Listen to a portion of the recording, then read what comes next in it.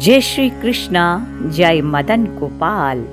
पांडव निर्जला एकादशी व्रत कब है, किस दिन करे व्रत, क्या रहेगा व्रत का पारना का शुभ समय, 6 जून या 7 जून, कौन सी तिथि रहेगी व्रत के लिए सर्वश्रेष्ठ। निर्जला एकादशी से जुड़ी आइए सभी जानकारी जानते हैं विस्तार पूर्वक इस वीडियो के अंतर्गत।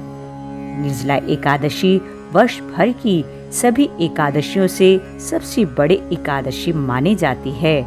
इस एकादशी को पांडव एकादशी के नाम से भी जाना जाता है। ऐसा माना गया है कि जो व्यक्ति पूर्ण श्रद्धा और विश्वास के साथ निर्जला एकादशी का व्रत निर्जल होकर करता है, उसे वर्ष भर की 24 एकादशियों के व्रत का पुण्य फल प्राप्त हो जाता है। सभी वैष्णवों के लिए एकादशी व्रत आदर्श है और यदि एकादशी व्रत में कोई त्रुटि रह जाए, भूल हो जाए, तो उसकी क्षमा याचना यह निर्जला एकादशी का व्रत करके हम कर सकते हैं। वर्ष 2025 में निर्जला एकादशी का व्रत कौन से दिन रखा जाएगा? पांडव निर्जला एकादशी का व्रत ज्येष्ठ मास के शुक्ल पक्ष के एकादशी तिथि को आता है और इस बार यह व्रत 2 दिन आ रहा है, 6 जून 2025 शुक्रवार और 7 जून 2025 शनिवार। सामान्य रूप से समान एकादशी का पालन 6 जून को होगा और वैष्णव भक्तजन निर्जला एकादशी का पालन 7 जून को करेंगे। दोनों ही दिन एकादशी व्रत किया जा सकता है। एकादशी तिथि आरंभ हो रही है 6 जून 2025 शुक्रवार रात 2:15 पर और एकादशी तिथि समाप्त होगी 7 जून शनिवार सुबह 4:47 पर। द्वादशी से युक्त एकादशी 7 जून शनिवार को होगी। जो भी भक्तजन 6 जून को एकादशी व्रत रखेंगे, उनके लिए पारना का समय अर्थात व्रत खोलने का समय इस बार प्रातःकाल नहीं है। व्रत का पारना का समय आया है 7 जून शनिवार को दोपहर 1:44 से 4:31 तक। इस बीच में व्रत खोल सकते हैं।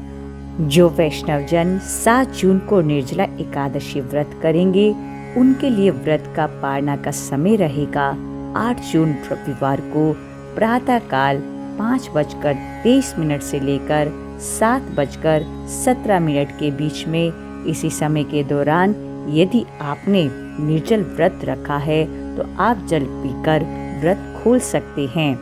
अब बात करते हैं एकादशी तिथि 2 दिन क्यों आ रही है। वास्तव में एकादशी तिथि एक ही दिन है, लेकिन उसका पालन 2 दिन किया जा रहा है। वो इसलिए है क्योंकि इस बार व्यंजली महाद्वादशी तिथि आ रही है।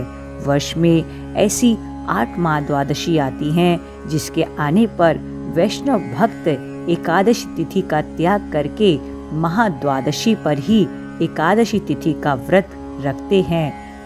गर्ग संहिता में उल्लेख आता है, जो व्यक्ति 10,000 वर्ष तक तपस्या करता है, वही फल एक द्वादशी युक्त एकादशी का व्रत करने से प्राप्त हो सकता है, लेकिन वो शुद्ध भाव से ही किया जाए। इसलिए जब ऐसी द्वादशी तिथि का योग आता है, तो वैष्णव भक्त पूरे दिन की एकादशी तिथि का त्याग कर द्वादशी युक्त एकादशी का व्रत रखते हैं। और स्वयं पुरुषोत्तम भगवान श्री कृष्ण भी कहते हैं, यदि एक क्षण के लिए भी द्वादशी त्रयोदशी में सम्मिलित हो रही हो, तो व्यक्ति को एकादशी के पूर्ण तिथि का त्याग कर द्वादशी के दिन ही उपवास करना चाहिए।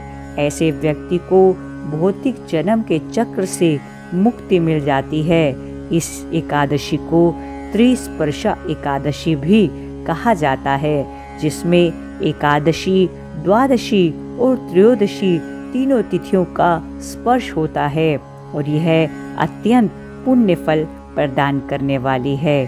तो आइए प्रभु की प्रीति चैनल का ये प्रयास कि आप तक यह जानकारी पहुंचाने की जो मेरी सेवा है, प्रभु सफल करें और आपको आशा करती हूँ इस वीडियो के अंतर्गत एक ऐसी जानकारी मिली होगी कि हमें एकादशी व्रत जो करना है वो प्रभु की भक्ति और प्रभु की कृपा को प्राप्त करने के लिए करना है, निष्काम कर्म फल की प्राप्ति के लिए करना है। पावन निर्जला एकादशी व्रत की इस जानकारी की वीडियो को आप भी अपने प्रिय मित्रजनों से अवश्य साझा कीजिएगा। देखते रहिए YouTube चैनल प्रभु की प्रीति। जय श्री कृष्णा, जय मदन गोपाल, जय गिरधर गोपाल।